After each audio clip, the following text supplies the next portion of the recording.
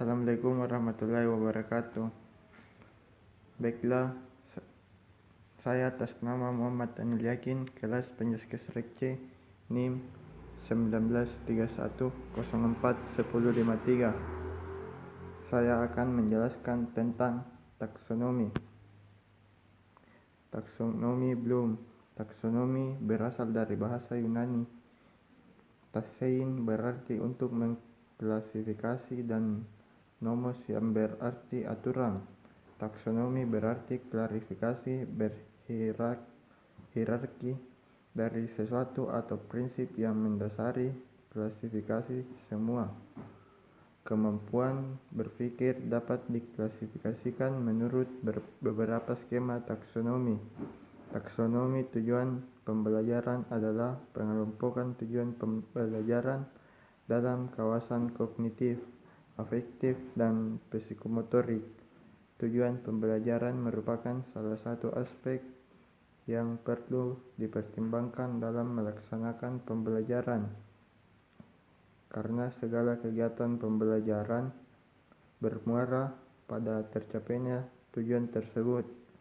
Agar proses pembelajaran dapat terkonsepsikan dengan baik, maka seseorang guru dituntut untuk mampu menyusun dan merumuskan tujuan pembelajaran secara jelas dan tegas.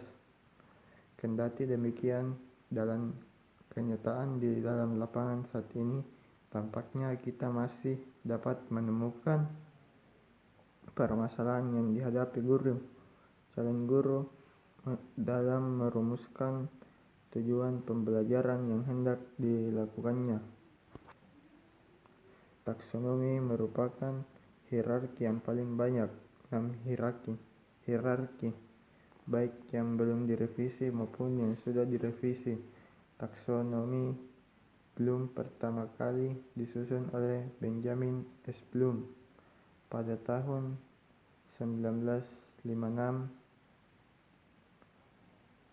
Dalam hal ini, tujuan pendidikan dibagi menjadi beberapa domain, ranah, kawasan, dan setiap domain tersebut dibagi kembali ke dalam pembagian yang lebih rinci berdasarkan hierarki.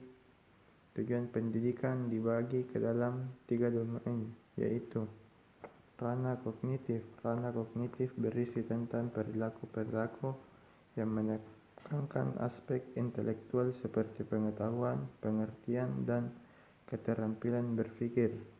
Indikator kognitif.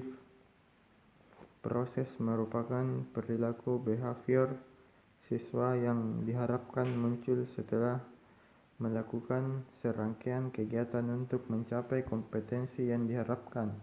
Selain ranah afektif dan psikomotorik, hasil belajar yang perlu diperhatikan adalah dalam ranah kognitif. Seseorang dapat dikatakan telah belajar sesuatu dalam dirinya apabila telah terjadi perubahan. Akan tetapi, tidak semua perubahan terjadi. Hasil belajar merupakan pencapaian tujuan belajar, dan hasil belajar sebagai produk dari proses belajar. Perilaku ini sejalan dengan keterampilan proses sains, tetapi yang karakteristiknya untuk mengembangkan kemampuan berpikir siswa. Indikator kognitif merupakan berkaitan dengan perilaku siswa yang diharapkan tumbuh untuk mencapai kompetensi yang telah ditetapkan.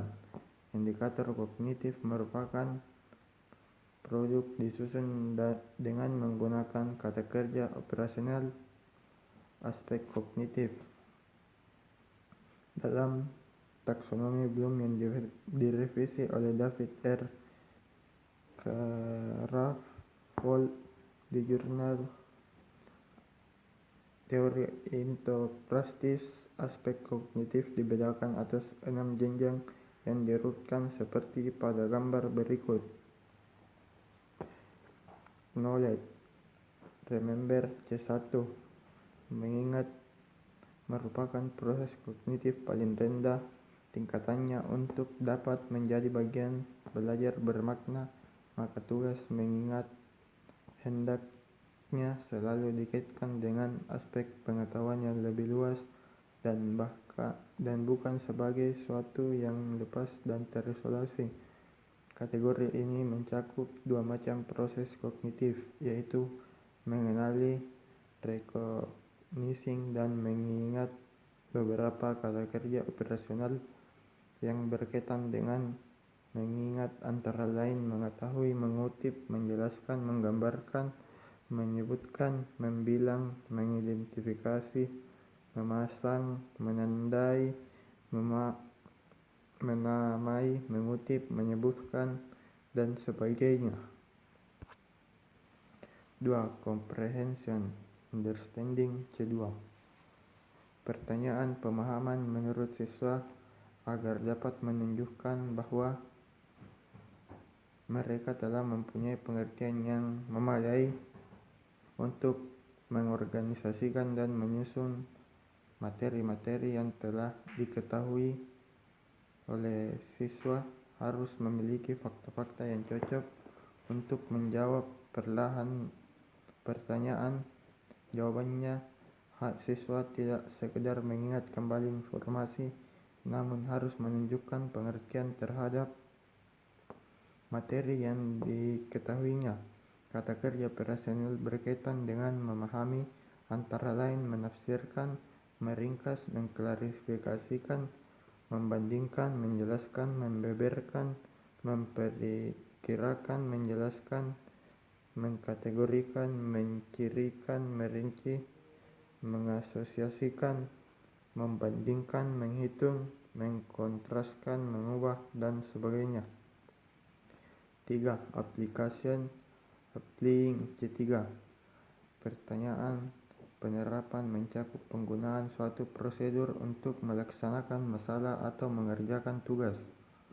Oleh karena itu, pengaplikasian berkaitan erat dengan pengetahuan prosedur,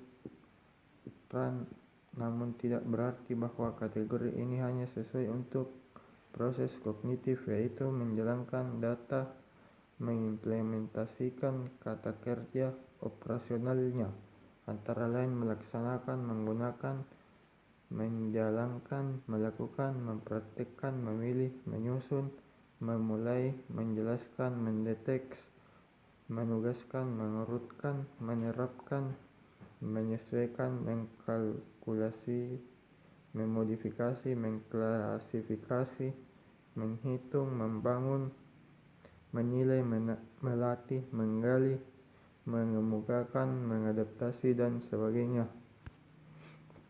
4. Analisis, analyzing.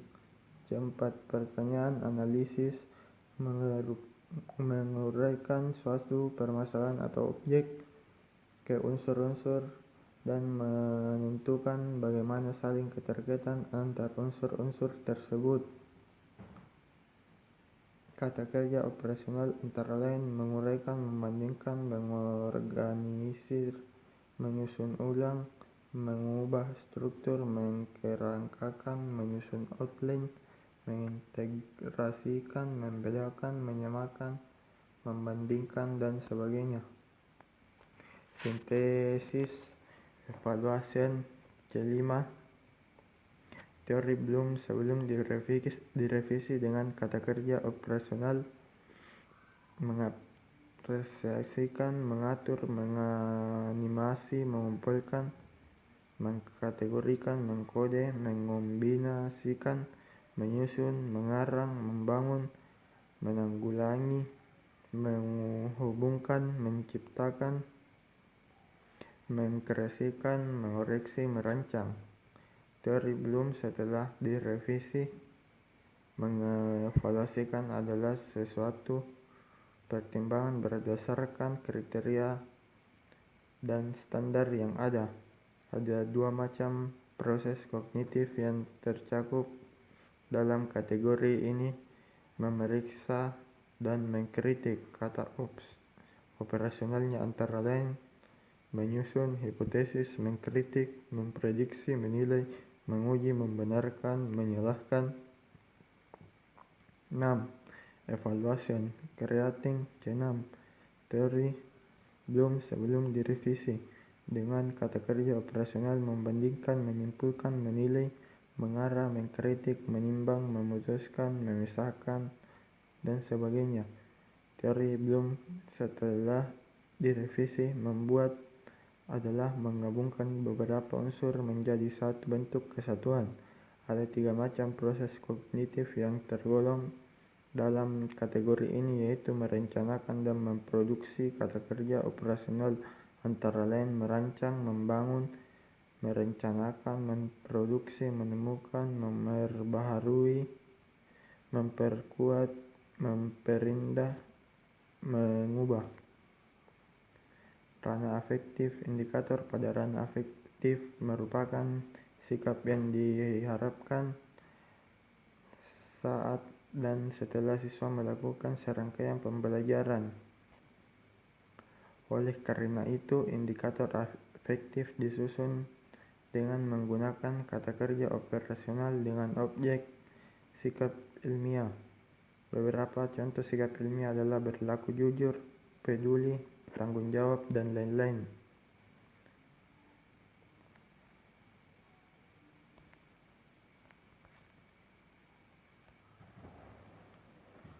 Ranah psikomotorik. Indikator psikomotorik merupakan perilaku behavior siswa yang diharapkan tampak setelah siswa mengikuti pembelajaran untuk mencapai kompetensi yang telah ditetapkan. Selama proses pembelajaran diperlukan kegiatan yang berkaitan dengan percobaan, penemuan, atau pembuktian konsep. Kegiatan ini melibatkan aktivitas fisik, misalnya merangkai, mengukur, membuat, dan lain sebagainya. Hal-hal yang berkaitan dengan ranah psikomotor antara lain: 1. Menyerukan, P1. Mengaktifkan, menyesuaikan, menggabungkan, melamar, mengatur, mengumpulkan, menimbangkan, memperkecil, membangun, mengubah, membersihkan, memposisikan, mengonstruksi. 2.